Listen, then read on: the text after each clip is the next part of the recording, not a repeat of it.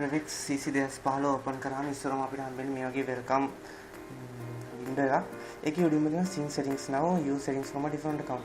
මෙතන ගොඩක්ම භාවිතා වෙන්නේ කලින් ඔයා Adobe CC account එකක් තියෙනවා නම් ඒකේ settings ටික sync කරගන්න පුළුවන්. මේ එකෙන් ගිහලා වෙන computer එකේ යාළුවෙක් computer එකකින් යනවා නම් ඔයාට account එක මාරු කරගන්න පුළුවන් මෙතනට ගිහිල්ලා. මෙතන තියෙනවා new composition එකක්. මෙතනින් තමයි අර අලුත් වැඩක් කරනවා නම් ඔයා මෙතන තමයි යන්න ඕනේ. open project කියලා තියෙනවා මෙතන. ඒකෙන් කරන්නේ ඔයා කලින් project එකක් කරගෙන ඉඳලා ඒක save කරා නම් ඔයාට එතනට ගිහිල්ලා Legion මේ project එක open කරගන්න පුළුවන්. හොයාගන්න පුළුවන්. මෙතන open recent item තියෙනවා. item ටිකක් තියෙනවා. මේ ඒගොල්ලෝ දෙනවා මේ අන්තිමට අපි save කරලා තියෙන project 6ක් direct open කරගන්න පුළුවන් විදිහට තමයි ඒගොල්ලෝ හදලා තියෙන්නේ. අපි new composition එකක් පටන් ගමු. new composition එකට ගියාම ඉස්සරම හම්බෙන්නේ මේ වගේ window එකක්. composition name ඔයා කැමති එකක් දෙන්න. ඊට පස්සේ මේක අපි වැදගත් මේ කොටස් තුනක් තියෙනවා. ඒ කියන්නේ මේ ටික අපි කියමු resolution එක. මේලා pixel aspect ratio කියන්නේ මේක frame rate එක. සාමාන්‍යයෙන් preset එක අපි හදා ගන්න ඕනි HDTV මේ තුන එකට ගොඩක්ම භාවිතා වෙන්නේ මේ ටික නිසා මම මේක දෙනවා.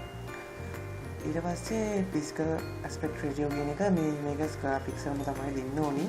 ඔයාලට මේ ගැන ගොඩක්ම ඉගෙන ගන්න පුළුවන් Wikipedia එකේ පොඩ්ඩක් search කරලා බලන්න. frame rate එක 24 නෙමෙයි සාමාන්‍යයෙන් අපි කියන්න ඕනි 23.976. මේක 23.976 තමයි මේ කස්ටම් එකෙන් ගණන් ගන්න එපා. අපි කස්ටම් විදිහට මේක හදාගන්න නිසා එහෙම වෙන්නේ.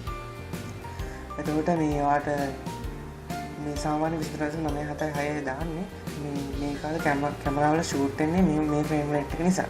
ගොඩක් අය 24 කියලා කියනවා. ඒ වුණාට ගොඩක්ම තමයි ස්ටෑන්ඩඩ් එක 23.976. මෙතන resolution එක full තියෙනවා නම් ඔයා quad දාගන්න ඕනේ. මොකද මේ අපි edit කරද්දී වීඩියෝ අලුතෙන් මේ composition එක හදද්දී මෙතනින් screen එකක් එනවා. මෙතන screen එකක් එනවා. ඒ screen එක අපි මේ full තිබ්බනම් එහෙම දැන් අපි මොකක් හරි effect එකක් දාලා load එකේම සෑහෙන වෙලාවක් යනවා. අපි quad තිබ්බනම් එහෙම එතන පේන්නේ resolution එක අඩු වෙනවා. 270.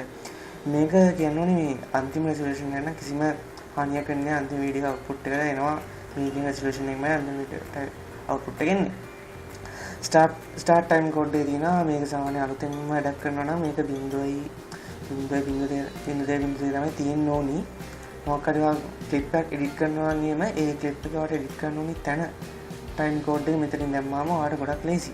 duration එක කියන්නේ මේක තියෙන ඕනි වෙලාව. අපි ඒක තප්පර 20ක් කරගන්න ඕනි නම් තප්පර 30ක් කරගන්න ඕන නම් 30 තියලා dot එක තියෙනවා. dot එකට ක්ලික් කරාම මේක තප්පර 30ක් ඇදෙනවා. ඔයා නිකම්ම 30 තිබ්බොත් එහෙම කියන්නේ තප්පර 1.06 මේ එක වෙන්නේ frame rate එක නිසා ඔයාට ඔයකත් Wikipedia එකේ search කරනවා ඔයාට ගන්න පොඩ්ඩක් හොඳට අධ්‍යයනයක් කරන්න පුළුවන්. මේ ලොකුට විස්තරයක් තියෙන නිසා. මේක 30යි dot දාලා ඊට පස්සේ background color එක තියෙනවා. සාමාන්‍ය අපි background color එක use කරන්නේ black color එක.